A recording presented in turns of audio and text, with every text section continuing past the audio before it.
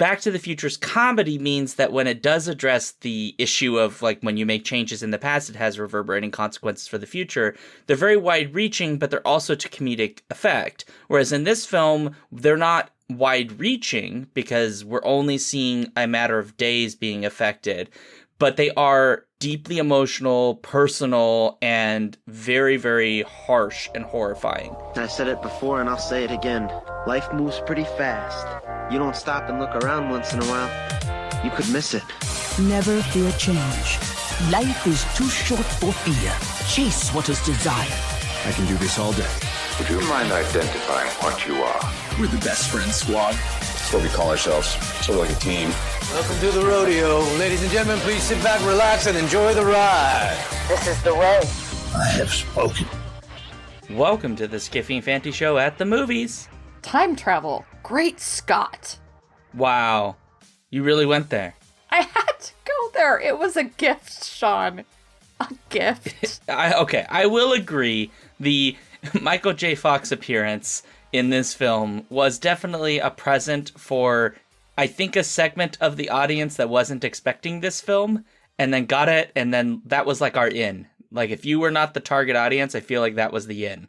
It was indeed a very good in. Like, it was a blessing from Michael J. Fox and Back to the Future, and it was beautiful moment, and I genuinely appreciated it. Also, real heavy props to Michael J. Fox for, I think he did this really to help the film. I get the impression that's what he was here for, because he's only in it for a brief moment, right, as a teacher. And I have so much respect for him because he's in just such an interesting position where his career has drastically changed because of the announcement of Parkinson's from many years ago now. And yet he came in for this just to give that like little nugget, and it is a beautiful little moment. It was very touching, and not just because of sort of that moment of his blessing and that sort of in-joke, but his role as the teacher was beautifully done just as a place of inspiration for the kids in the film. So we'll get into that more as we talk about this, but it was great to see a really supportive teacher and how he enacts that, and how he, in some ways, took the premise of Back to the Future, which is just sort of a campy adventure, and he handed it off to the greater questions that are asked in See You Yesterday, which brings us to what we are watching and who we are. Yeah, we are here to talk about See You Yesterday. I am Sean. And I am Jen. And I already said what we're here for, so we're just going to do it. I did it totally backwards, and I don't care, because that's how time works. That is exactly how time works. I know, because I saw it in a movie one time. That's true, yeah. And we also have, like quantum assemblers and quantum circuit boards and those kinds of things. We've been secretly working in a garage somewhere. Yeah, something like that anyway. None of what we just said is true. No. In any case... You just got your first garage. I mean, if we're being honest. I did just get my first garage. I will say that nothing quite as interesting as what the kids in this movie were working on is in my garage. Currently, it's bathroom supplies that have not yet been unpacked. So definitely very low on the scale of interesting items. So anyway, this film is directed by Stefan Bristol. And it is written by Stefan Bristol and Frederica Bailey. We selected this film, and by we dug around in Netflix trying to find an appropriate film given our theme, and Jen was like, yeah, see you next day, and just basically made a lot of noise, and then I was like, well, I guess we're doing that. I mean, yes. I've been looking forward to seeing this movie for a long time, and I knew it was perfect for what we're doing this year in general. Unfortunately, initially when it first came out, had some trepidation about watching it. One, because it's not an easy film in some ways to watch. And also, two, it, for whatever reason, did not do well amongst audiences. And that's what I came into See You Yesterday thinking, was going, maybe it's not that successful, I don't know if it actually worked. But when we were trying to find films for this year, we very specifically have been trying to find films that are directed by Black directors, written by Black screenwriters, and starring Black actors. And sadly, in science fiction, there isn't a lot of that. In feature film length movies, there's a bunch more short films, which is great, and we may end up tackling some short films at some point in time. But See You Yesterday is that perfect microcosm of Skiffy and Fanty interest. And so it just seemed like the way to go. And I'm really, really glad that I picked it and have finally watched it. So, yeah, I watched it with my brother, and it was certainly a very interesting experience. You know, watching this film now in 2020, you know, this film was released in May 17, 2019, you know, released on Netflix, so it's not like it has like it didn't have a specific box office release the way that traditional films would. So it has a different lifespan. But one interesting thing about this is because so much of the film, we haven't told you what the film's about yet, but a lot of the backdrop of this film is dealing with police violence against Black people, especially in New York. It has a very different or enhanced, I would say, meaning in 2020 compared to 2019. And it's not to say that the issues weren't there. They were very clearly there in 2019. But given the last 3 months, is that roughly 3.5 months or so? Something like that, yeah. I mean, it's been a very long period of continued protest, and this film stages a lot of that as the backdrop of some of the issues that are affecting the main character, CJ, and it just really, those elements just suddenly gain so much more weight, given that we're like in the middle of this moment. Like, there's not a lull right now. Those protests are still happening. Yeah, I think it was very interesting, and we'll give you the full plot in just a minute. But the fact that, yes, it has gained a huge amount of, like, contemporariness this year. It is very appropriate this year. It gains some special significance this year. But as you said, these are things that have been going on for quite a long time. The director, Stephen Bristol, was actually inspired to write about police violence specifically after the death of Eric Garner, because originally, apparently, this was supposed to be about the death of the sibling due to drunk driving or a friend. And that changed, and his focus changed completely after Eric Garner was killed. And the death of Eric Garner was one of the first very public murders, I think his death kind of set us on this line. Obviously, there had been death of Black men due to police violence before, but it was videotaped, and then the video came up on the internet, and since then we've had, you know, the string of deaths due to police violence that have really gained the attention of the nation. So when the short film that this movie was based on was released, that was in 2017. And we had quite a few deaths in 2017 after Eric Garner, who was killed in 2014, obviously until 2017. But since 2017, it seems like that pace has just like rapidly increased. It hasn't really, but the, national attention certainly has. And so that led us to the release of this film in 2019. And like I said, I was not ready to watch it last year. I couldn't bring myself to watch it yet because I knew what the subject matter was. And I knew it was going to be a very difficult truth to witness. And now we're at a point where witnessing it's not enough. For one thing, witnessing is never just enough, but the call for action that I think is in this film as well is really an interesting take from a science fiction film. Very particularly, this is a very social commentary science fiction film, not like a typical sort of science-y science fiction film. This is a social justice science fiction film. And it's a really fascinating interpretation of that subject matter. And so I don't think people are going to sit down and watch this and have the same experience that they are going to have watching something like Back to the Future. And again, that's why I thought it was so important that Michael J. Fox was there giving that, and we'll talk a little bit more about this later, but he gives this very important sort of small speech to the main character, CJ Walker, about thinking about the consequences of time travel. And that's not really, even though that's dealt with in Back to the Future, it's not anywhere near to the extent that it is in this one. I disagree. Yeah. If you mean by the extent, so Back to the Future, it's intended to be comedy, and while there's comedy in this film, I would argue that this is not an action comedy. This is a dramedy. This is I would say it's often funny, but I think that the comedy in this is not the central element. No, I think the dramatic element is the center. Whereas I say in Back to the Future that the comedy is the central element. It's all of those comedic scenes you see throughout the series.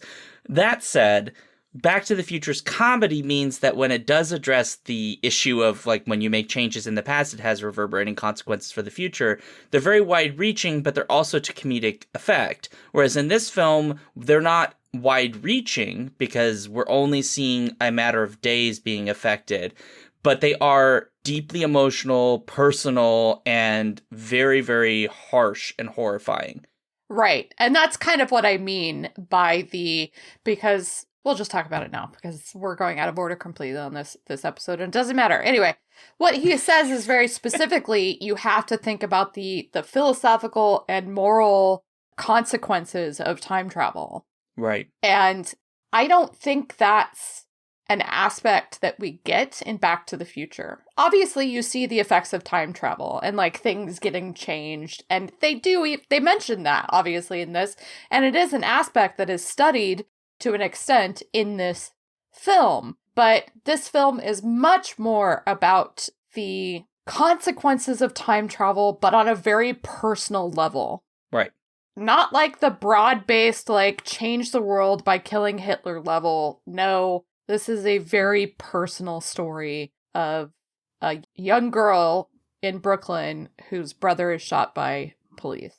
Right. And so we should take a step back then and actually say what this movie is about, because for reasons that I can't explain, we've decided just to skip that, and I will take the blame for it for now.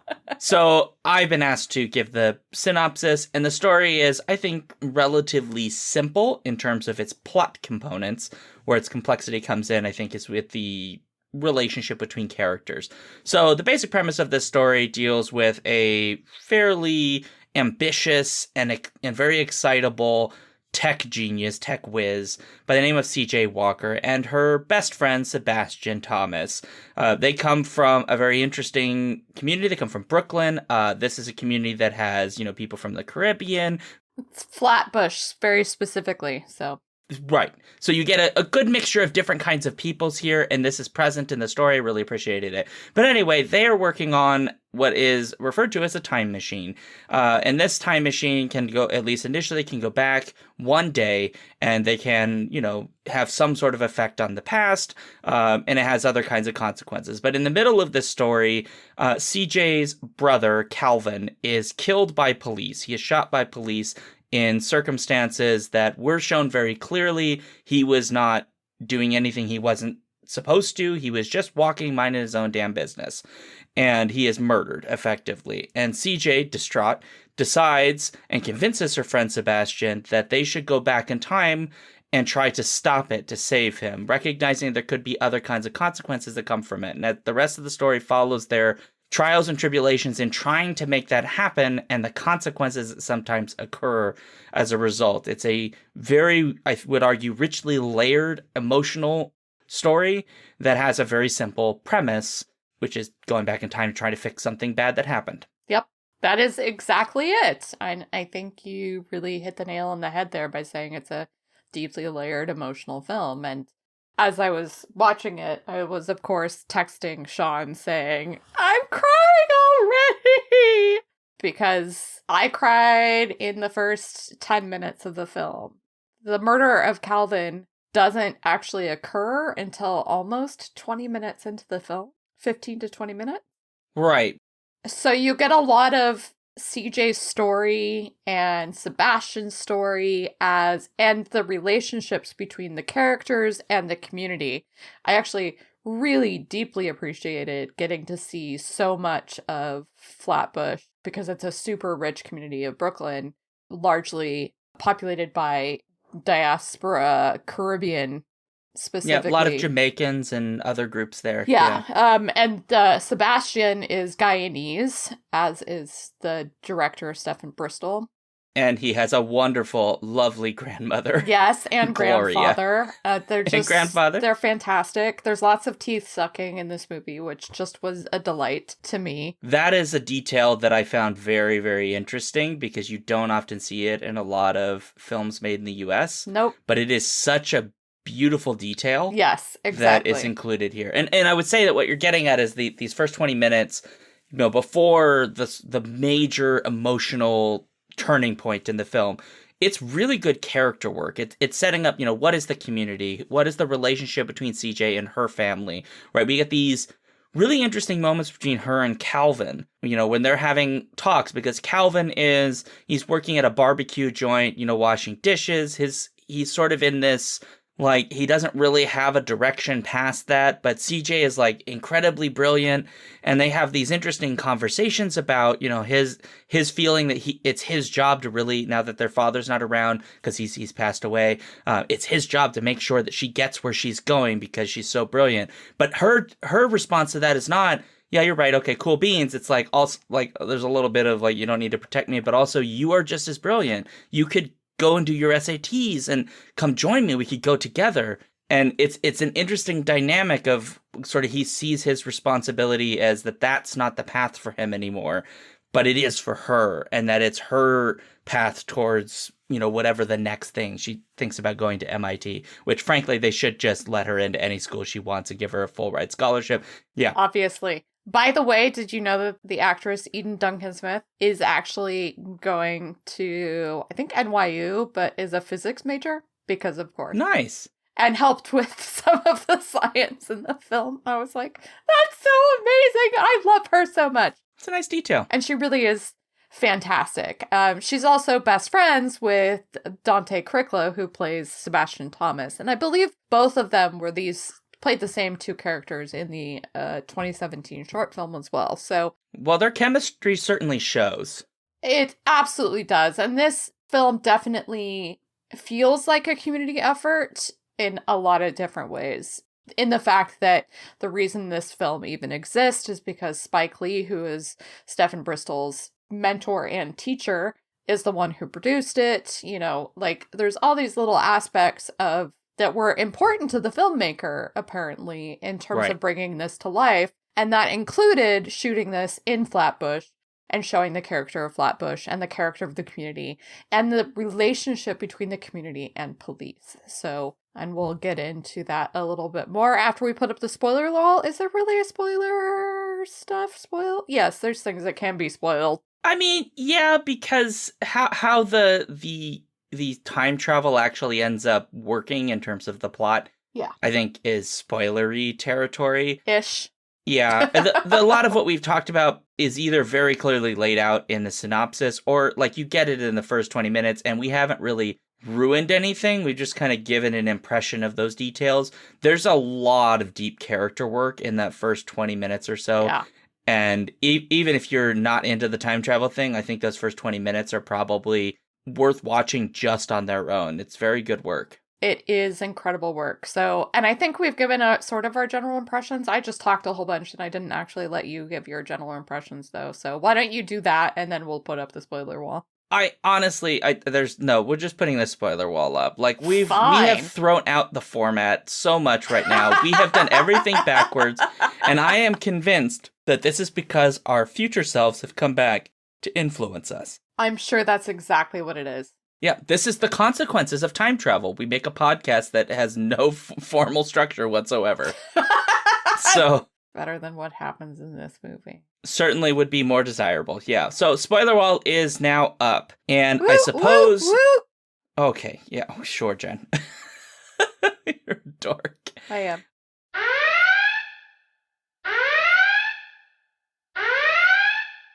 So I suppose we should probably talk about the backdrop of the first 20 or so minutes of the story that ends up becoming the sort of central point, which is police violence and its relationship to this community in Brooklyn, and obviously to the Black community more generally, but it is very much razor focused on this specific community for the film, and how that then comes to have very personal consequences for the main character CJ and obviously her friend Sebastian. It is worth noting that a lot of this film centers on either explicit or implied reference to sort of a found family notion, that your friends are your family, that your community is your family. You see Sebastian's family actually at one point come and spend time with CJ's family when one of the time travel incidents goes horribly wrong. There's a lot of that here. Can I say something really quick about that? And maybe you're getting to it, but I'd like to point out that one of the interesting things about that found family aspect is that these are families that, by the larger white culture media standards, would be considered quote unquote broken families. Each family has people missing. Right. So CJ and Calvin, their father is dead. You don't know why, but presumably he either passed away in the military, was killed in war, or some other thing, but it doesn't matter. It's just, you just know he's dead. Sebastian's, both of his parents were killed somehow, died somehow, and he lives with his lovely grandparents, and, he makes a comment about his uncle sent him a Guyanese flag, and very specifically, that's where we would get the reference to found family, that your friends are your family. And you see that in a lot of the different spaces that the characters are moving in. So like I said, these are families. This is a space that we are told by the larger white narrative of this country should be broken in some way, shape, or form. And yet, this portrayal is clearly incredibly positive in terms of the family structures and the family relationships. It's all very normal. And I think the important part is that normalcy is what is used against the community in terms of the relationship to the police. I don't know that that's necessarily set up in this story, but it is certainly a cultural context that most viewers who are not familiar with that community wouldn't know. Well, I would say it's set up when you have the very normal argument of a girl who once dated a guy in high school, gets in a fight with that guy when she sees him with his new girlfriend, who is super gross, by the way. Yeah, because they make out in a convenience store. It was so awful. But it's not normal making out. She's being extra gross with it. They're both being extra gross. But what's normal about that is that her ex-boyfriend is a jerk, and she's allowed to get mad at him and be like, what's up, and get pissed off. And her brother is allowed to step in and say, back off. Unfortunately, that argument, a totally normal, everyday argument that kids are going to be having, is essentially targeted by police as a suspect type of behavior. I get what you're getting at. Do you see what I'm saying? So that very normal, it's totally normal that Calvin and his friend are walking down the street talking about a girl. That's all things that are going to happen in the streets of any community in America. But in this community, that still makes young Black men a target. And that's what I'm getting at. Yeah, I agree with you there. Yeah, and this is very, perhaps somewhat heavy-handed, but at the same time, I felt also maybe not heavy-handed enough at times in this, in that the first interaction with police we have is the one you're talking about, which is that, she's had this altercation, she just had this altercation with her ex, right, this turd of a boy, and she's been hitting him and stuff, and then he's like, basically, I'm gonna hit back, and then brother shows up, stops it, and sort of, flexes a bit and says, what are you gonna do? And obviously he walks away because he doesn't want to actually get punched in the face. And then they're having an argument because what the brother, Calvin, is saying is, you need to learn how to, he's basically saying you need to learn how to act. And he's, calling her, you're acting like a hood rat and all these kinds of things, and using his phrasing that he uses in the film, right? And she's like, I'm allowed to be angry. And, they're both, kind of right. Yeah. But they're having the argument, which is a normal sibling argument, right? He's yelling at her because she got into some trouble and he had to kind of bail her out of it. And she's yelling at him because he bailed her out of it and is telling her off for her behavior and blah, blah, blah. And then the police see it And they don't look and say, maybe it's just two kids arguing, which is what it clearly is to anybody who apparently isn't racist. But they immediately come over and it's like, oh no, it's ID time. It's time to like invade this space, and not like, hey guys, like maybe take that home, which might be appropriate. Right. It's like to invade the space. It's like surveillance. And the thing that stops them in that moment is that their friend, Kenneth, I believe? The friend of the brother, is it Kenneth? Or Dennis, excuse me. It's Dennis, played by Wavy Jones, who basically starts recording. And then there are a lot of like pointed questions of like, you know, didn't you all like kill that one guy? And like all these kinds of things that eventually get them to go away. That's something that is notably absent when Calvin's actually killed later on. Right. Because he is not able, he tries to pull his phone out to record, which is where we get that flashback, at least in one version of the scene, and he ends up getting shot. And this is, I think, probably that moment was a callback to one of the shootings where a gentleman was actually shot and they claimed that he had a gun and he had a cell phone. And I can't remember which one that was. I think it was Sacramento, and he was in his backyard. Yeah, he was literally in his own backyard. And they shot him and he had a gun, and it was like, well, it's a cell phone. And, like, no offense, but, like, no, total offense. But if you can't tell the difference between a fucking gun and a cell phone, you do not need to be a police officer.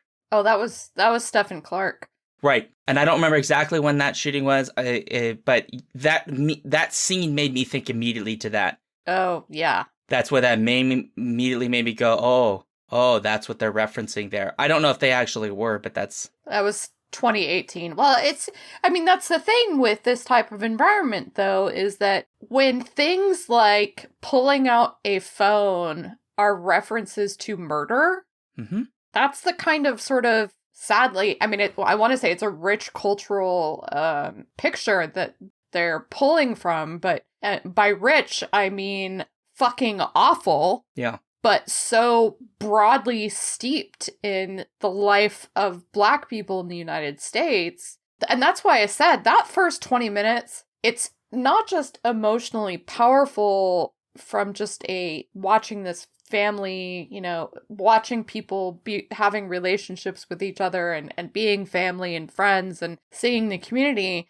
It was incredibly stressful because, and this is even knowing the premise is that Calvin is going to be shot. Yeah. I think because you don't know when it's going to happen. B, there's that realization that that's just kind of how Black people exist in a lot of neighborhoods, is you just don't know when you're going to be shot. And so there's that tension always in these communities of this could be when I get shot because there are police, even though the only thing that's happening is that I'm having a conversation with my sister. Or later on, literally just walking. Literally just walking. They just assume that these two Black men are the same Black men they're looking for. And I want to note another thing going on here, which is when we actually figure out which two Black men they're actually looking for, because they happen to be two Black men. It's not like they just targeted out and went, we're only looking for Black men. No, there is a moment in the story where two Black men do rob a convenience store, because that is a thing that sometimes happens.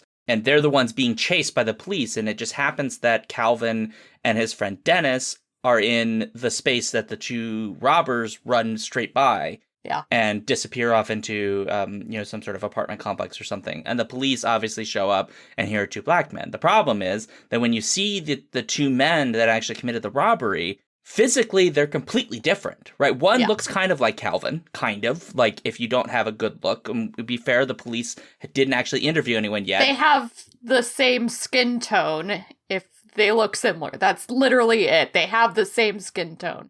There is nothing beyond that. Right, but keep in mind that in this sequence, the police have not actually interviewed anyone about what the suspects look like. They've gotten probably whatever the convenience store owner has called in, which is probably just a generic description of someone. Like, he probably didn't have time to, like, sit down and, like, let me get you how many pores he has on his cheek, right? So that one I get. Two Black men. Right, but his friend Dennis does not look like the other guy because of... Yeah, I think the point you're getting at is that in this situation and in neighborhoods like this, it does not matter. It doesn't. If you are Black and Black people committed a crime, sometimes even if Black people didn't commit a crime, you are a suspect. That's set up very clearly throughout this film. Yeah. And it's set up in the backdrop because we do get some sequences that are shown via television of protests for other shootings that have occurred. Right. There was one directly before the film opens. Right. And then there's the scene we talked about a moment ago, and then there's the scene with the two robbers where Calvin's actually killed. There is a lot of this setup that this is the kind of world that we're existing in, that we're also now going to layer on a time travel narrative. And one of the things that I found really interesting about this time travel narrative is, what she's doing is something that pretty much anybody would probably try to do, which is just save a loved one. But in the context that it exists in, there's really, to me, it seemed like there are only two ways the story goes. One is she does it, and she manages to write all the timelines, and everything turns out the fairy tale ending, right, where everything's fine. Mm-hmm. Or she fails, and she has to accept that this is a consequence of life, that sometimes your loved ones die in circumstances that are bullshit. And that those two stories have very different meanings, right? One's a fantasy that is probably unrealistic, and one of them is like a harsh reality check from a community that has had to deal with this basically forever. Yeah. And that's not the ending we actually get. We get a kind of open-ended ending, to a degree, right? Because we don't know what happens on her last jump, because she does it without really the consent of Sebastian. She basically kind of tricks him and decides to go back what may be her last chance to try to save. It turns out to save both of them, because one of the consequences of trying to save Calvin is that in one incident, she ends up getting Sebastian killed. And that was horrifying to watch. Yeah, but like the most horrifying one, now I'm crying because it's really, really, really difficult to watch the second to the last jump. The one where she tries to save him, she does everything she possibly can, and he dies, he gets shot anyway. Well, very specifically, he makes a choice.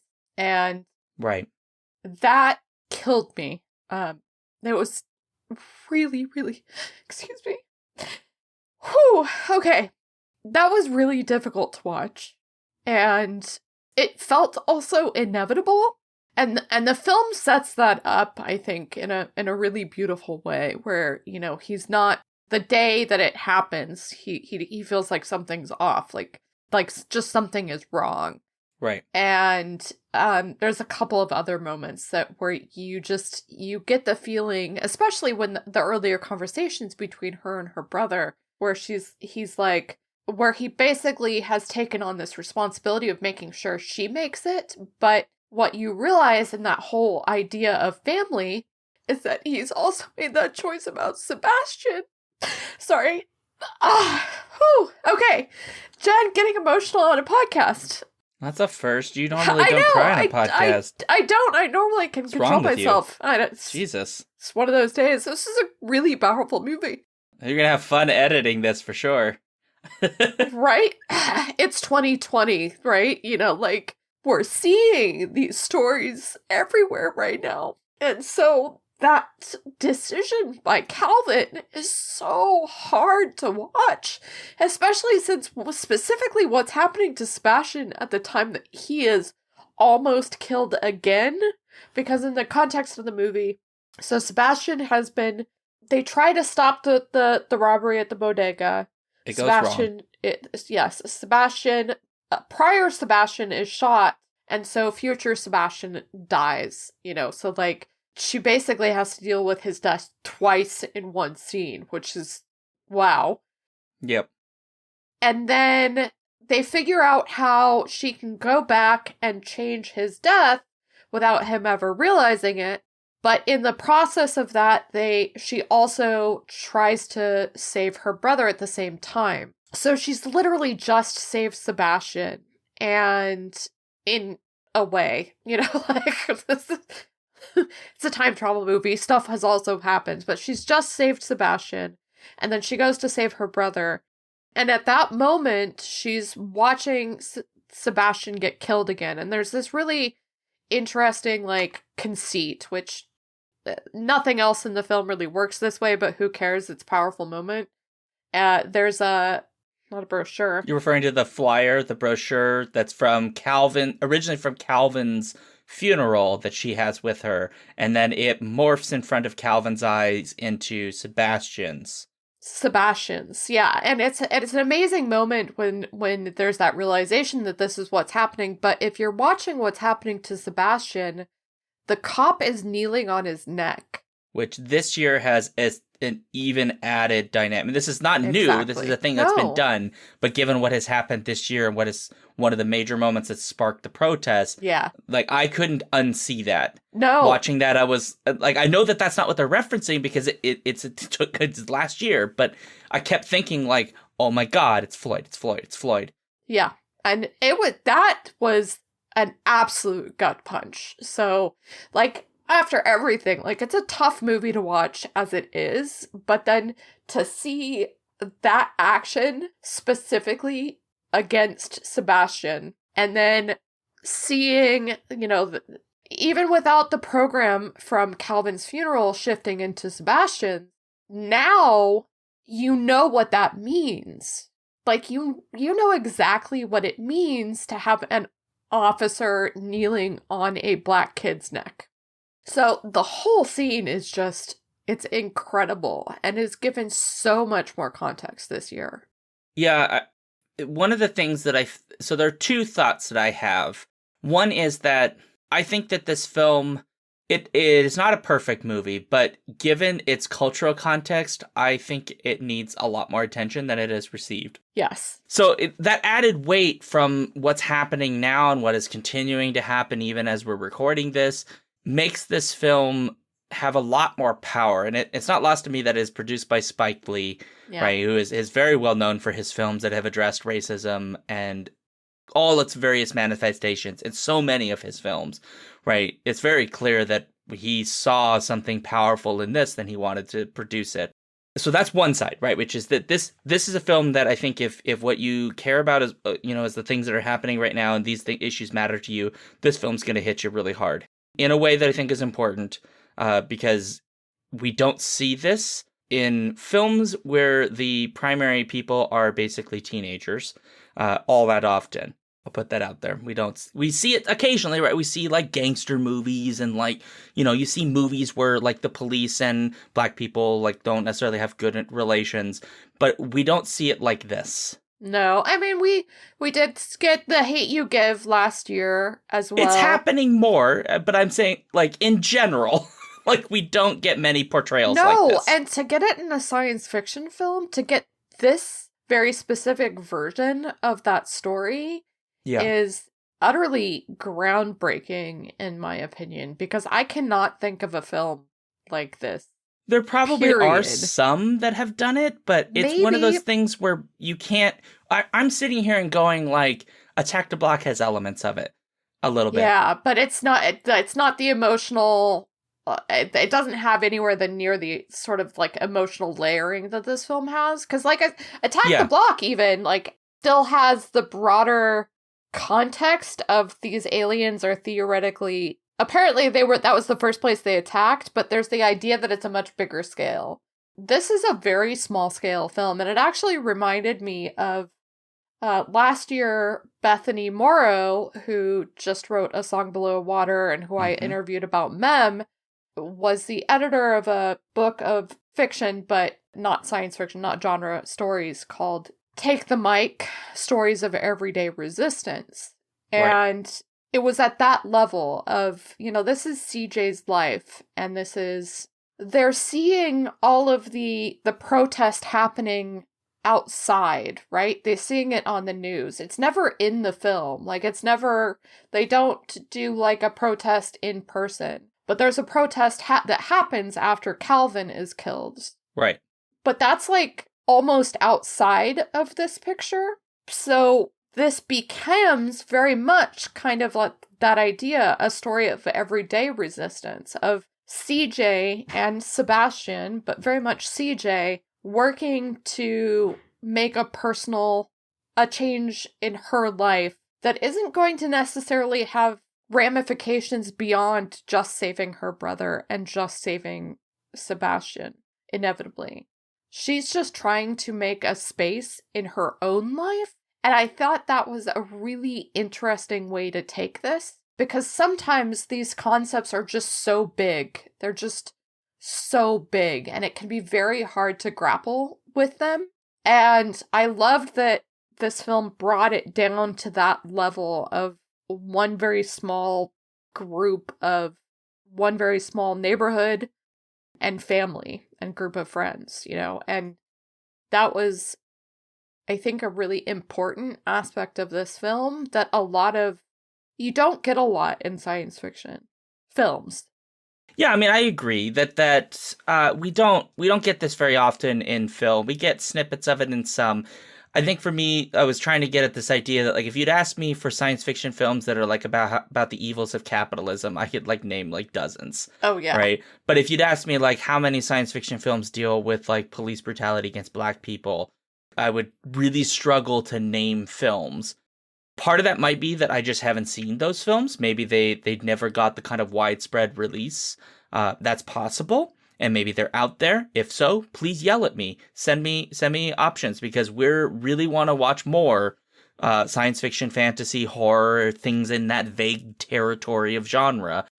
Really what I think what we're getting at is that this film is just about some things that make this film, regardless of what you might think about the plot or how it ends, it still has like such a punch in terms of its social messaging. And you know, we'll get called SJWs or whatever for that, and like, fuck off, I don't care, because these messages matter. They do. You know, like, this is a thing that happens. There are innocent people who are just minding their fucking business, and they get pulled over, and they get shot, or they get a knee on their neck, and it's fucking bullshit. And it's absolute batshit that we're having to have an argument about whether or not it's acceptable. Even today, I just found out that the fucking defense lawyers for the folks who killed George Floyd, the police officers, wanted to bring up George Floyd's police record, his criminal record. And the judge threw it out, basically saying, what possible relevance could it have? And I'm like, yeah, because it's about character assassination. They were looking for justifications to murder. And it's absolutely, it's absurd. It's fucking ridiculous. It's an experience that we don't have as white people, as relatively affluent white people, especially. We don't have this experience. It is happening, and yet there is just something just so fucking infuriating, and I'm not even sure what the word is to watch it, and like we're sitting here going like, I don't even know, like what do we do about it? This film doesn't offer a solution to that problem because it's not trying to, no. But it does try to sort of give us that very personal level of saying, like, look at what the consequences are for people, that there are people involved in this, that when people die, right, you know, there are grieving families, there are grieving friends, there's extended family, there's love that's been sort of stabbed in the heart. Right. Oh, we see this with so many of the characters. When Sebastian's death comes into this, right, there's this horrifyingly touching and painful moment when his grandfather is there because his grandmother has had a nervous breakdown of sorts and ended up in the hospital. And he doesn't know what to do. He's just at CJ's house with her mother, and he's just tears and crying, and he's just like at a loss for what to do. And that's the like kind of pain that we're dealing with, of like people who are watching their loved ones die, and they just have to like sit there and take it or let it consume them, because that's all that, what else can they do? This film maybe doesn't kind of go into like what might be the political solutions, because what it's trying to offer is a science fictional solution, and I would argue somewhat of a naive solution. I don't want to say childish, because that's not what I mean. They are very young, the Sebastian and CJ. So what I'm getting at is that they're young, and CJ is looking for like the easy solution, easy with quotation marks. She's grieving, and this is her only hope. And what the movie is telling us is the hope isn't necessarily the time travel itself. It's literally not going to work. Right. Probably. And there's a really interesting interview with Stefan Bristol in Essence about the film, and what he did, the reason he did that ending, because the ending is very specifically CJ running straight at the camera. To him, we had CJ running toward the camera as a way of telling the audience that I'm running towards you for help. Please get up from the couch and do something about it. Because there is no easy answer. This is a 17-year-old girl who has 1 year more year of high school and has just lost her brother and kind of loses her best friend and realizes that no matter what, at this point in time, all of the times that she's tried, something worse has happened because there's sort of an inevitability in her neighborhood to something tragic happening. And that has to change, but it's not within her power necessarily. So we don't see that. We don't see the solution because the solution is so much bigger than CJ's story or this movie. Yeah, I think that's interesting because the other thing that I wanted to kind of mention was, I really enjoyed this film, but there were, we've been talking about all the serious components of it, and listening to that idea about what we might get out of the ending as a sort of enticement for the audience of maybe you need to do something, or at least like an encouragement. One of the issues I did have with the film is because there's a comedy element here, and a lot of it comes in like the interactions with the grandmother are absolutely hilarious. They're just really adorable. But there's an element of like, I'm sitting here watching it and I'm going, the first 20 minutes, I don't know which direction this is going. If it wants to be a kind of Nickelodeon style film that maybe just has a little bit of a rougher edge, or if it wants to go for a very serious film that just has some moments of lightheartedness. Because to me, having them both felt a little incompatible, that Nickelodeon films tend to lean a little bit towards the silly, right? A little bit more playful, a little bit more... Are you talking about Nickelodeon as in the children's Correct. network? Okay, I just wanted to make sure, because this is very, very squarely a YA film. Yeah, I'm not disagreeing. I think that's part of probably what is giving me those vibes of a Nickelodeon vibe. But to me, like what I was saying is that I think that having a very serious film versus that sort of more Nickelodeon feel, those two things to me don't feel compatible because they're different types of filmmaking. So there were elements of the story where it was like, you want this comes off as more playful than I think that really belongs. And I guess what I wanted was I would have liked the film to sort of own the angle it wanted to go for a little bit more. And to me, it seems like what they really wanted was they wanted this to be a much, like a darker film with like some flowery edges versus a lighter film with a darker edge. But I don't think it ever quite gets there fully. And that would be my biggest, if I have a complaint, that's the primary complaint. Yeah, and I understand that criticism. I mean, it's like I said, a YA time travel story about best friends who time travel, and they get excited about time traveling, and Eduardo, who is a adorable Puerto Rican kid who also happens to have apparently invented a quantum processor, and the moment when he opens his briefcase with the quantum processors and it plays choral music was both hilarious and adorable, but slightly out of place because of, I think, what you're saying, and yet it felt so accurate for how Eduardo clearly feels about the quantum processor that he invented. It's just an odd moment within the rest of the film. But I think there's only a couple of those stumbling blocks throughout the film. To me, it felt very, I don't know, like real life. Like, people joke together, there's funny moments, there's serious moments. I think maybe, like, the music choices, there's a couple of, like, thematic music choices that don't quite work. Don't get me wrong, like, the actual songs that they play are, like, amazing and really give you an sense of the culture of Flatbush, but so I'm talking very specifically about the theme music, the score is not always quite right, but I don't think that detracted from the film overall. I think those moments just gave me that sense of this is the lives, this is how people exist that is getting destroyed by violence in our communities. And I kind of liked the more YA feel to it, just because, like, it made sense to me as a YA film. But yeah, like I can't quite accurately say what I want to say about that sense of it, but I do understand your complaint. I 100% understand it.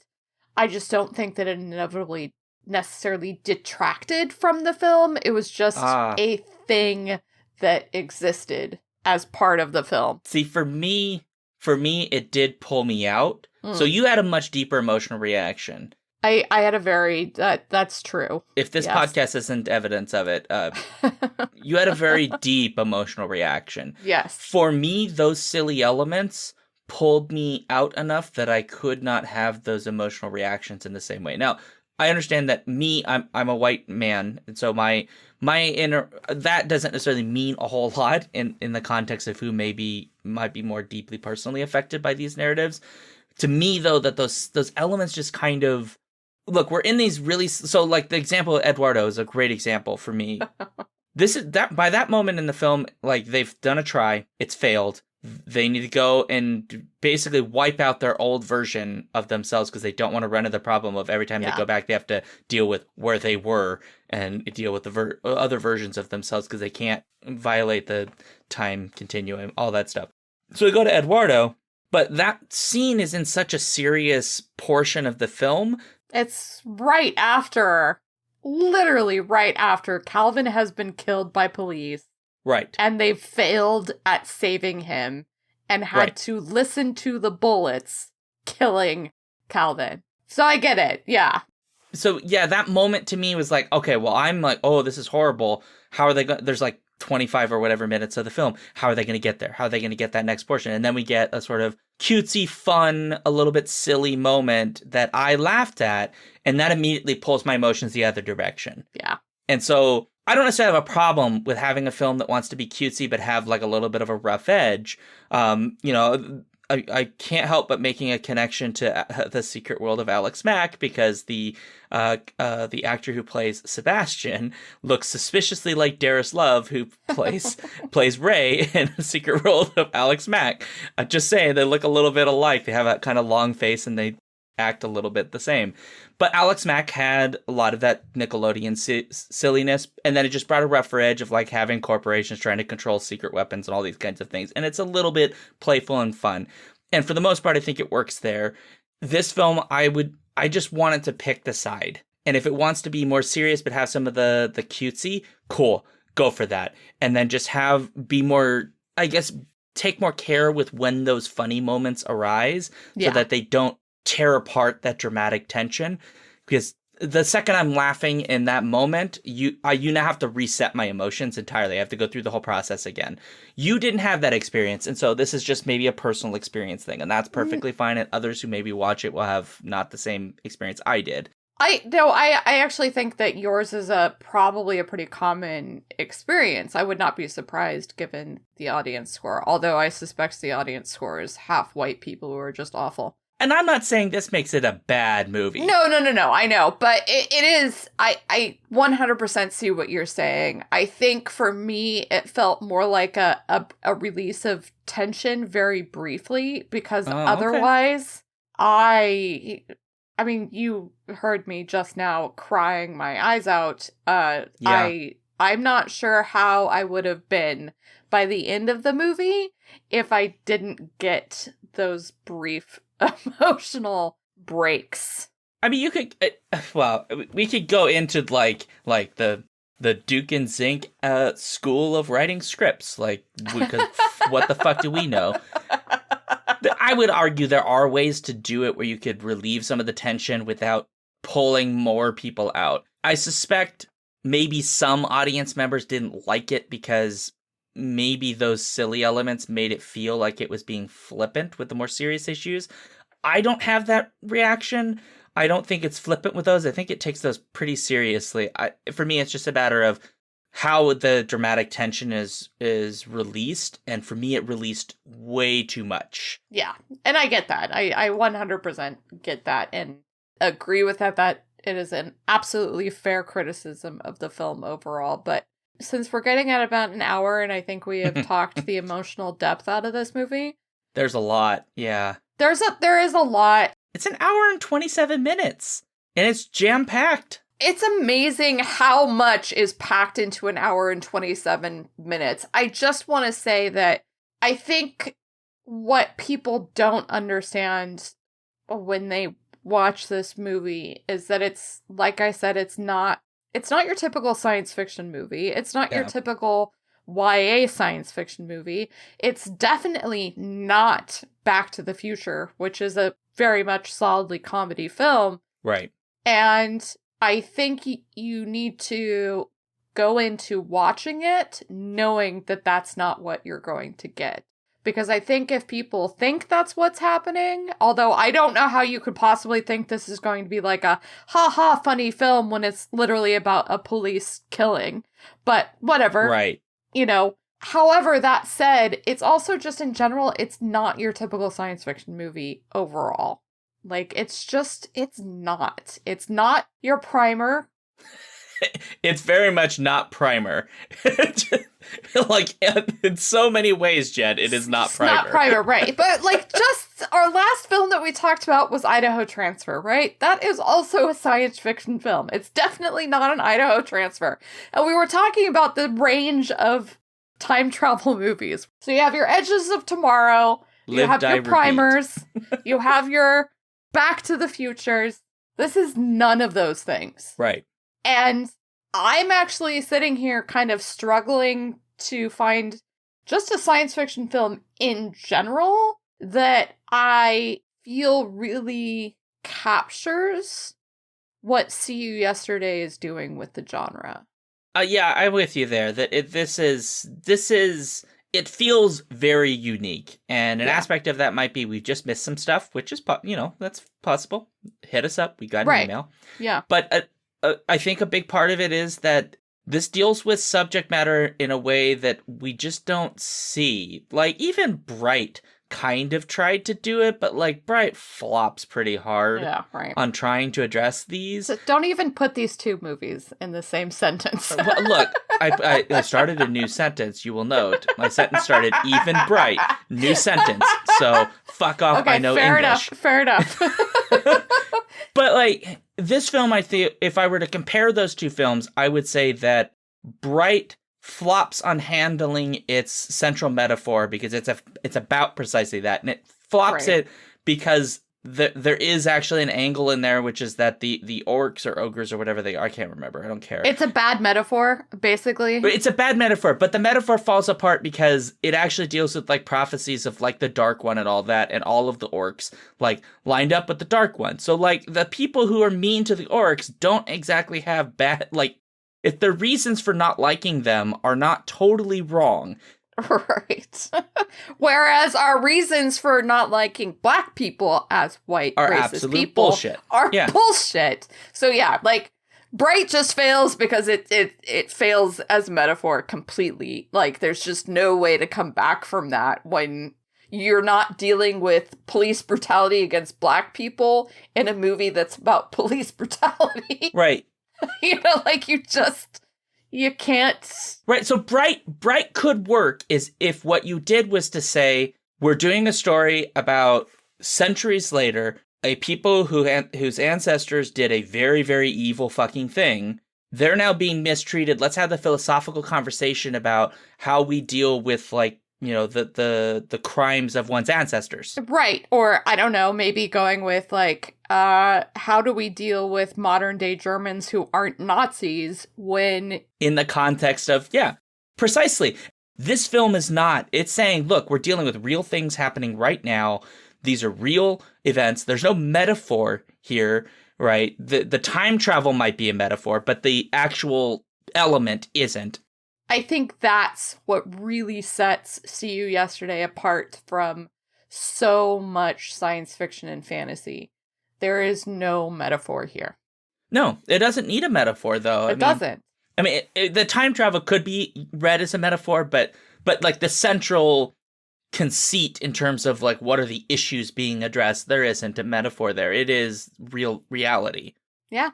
And it doesn't need metaphor. It operates very strongly on the real. I mean, it's like listening to people like William Gibson or Cory Doctorow or, all of these futurists who are saying, I literally can't write books anymore because the future is more dystopic than anything that I had imagined. Right. Like, that's essentially what we're seeing with See You Yesterday is, there was a quote by a writer about how we're already living the dystopia, and I think that's really what you're seeing with something like See You Yesterday. I mean, this gets to, and we're going to have to not really have final thoughts. We'll just get to grade. This just gets to the problem, I think, in trying to define things like dystopia and utopia, which is that it's deeply perspective based. There is no sort of universal dystopia. Like 1984, dystopia, but if you're in your Big Brother, pretty good for you, right? Pretty nice. Right.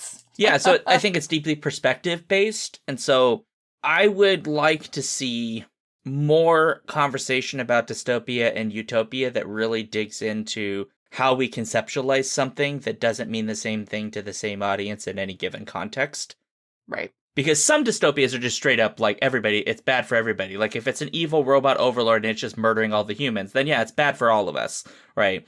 If it's non-sentient robot overlord, right? It's just an evil AI that isn't sentient. But it might be good for animals, so really. Okay, look. I know, I see what you're saying. I 100% see what you're saying. Yeah. And See You Yesterday is very much like Flatbush is kind of not, it's a beautiful community, and the only reason it's broken is because the system has decided it should be broken.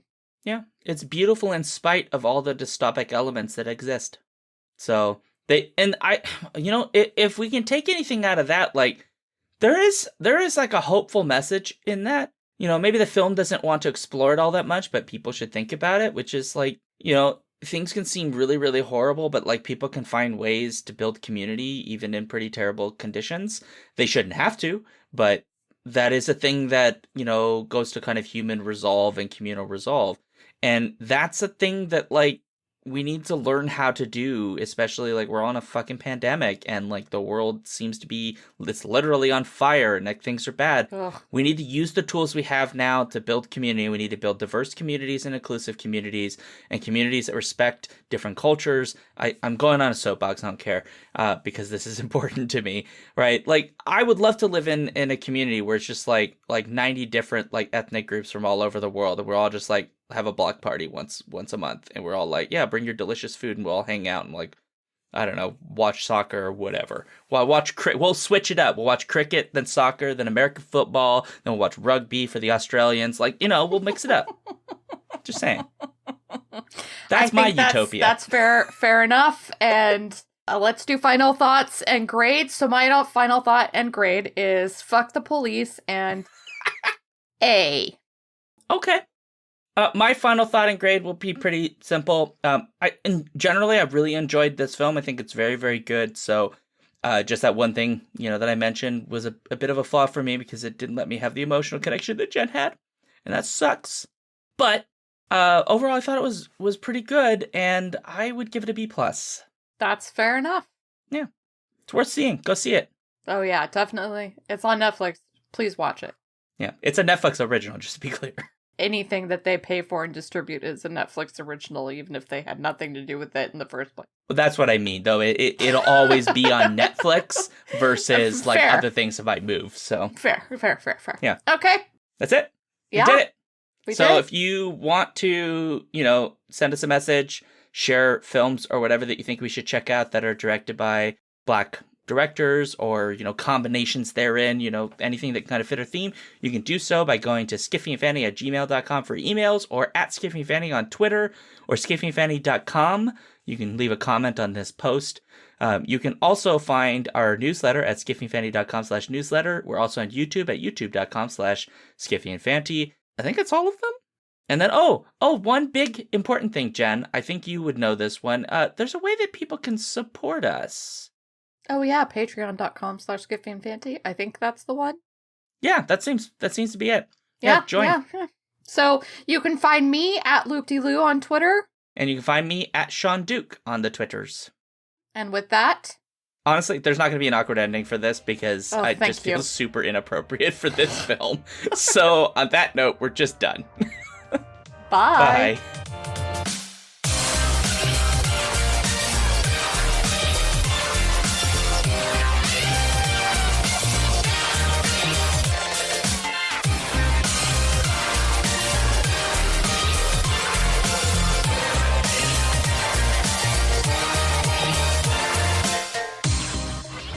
If you would like to support this podcast, you can do so at patreon.com/SkiffyandFanty. You can also find us on our website, skiffyandfanty.com, and on Twitter at @SkiffyandFanty. If you'd like to send us an email, you can do so at skiffyandfanty@gmail.com. The music for this episode comes from Sphere by Creo. You can find out more about their music at freemusicarchive.org.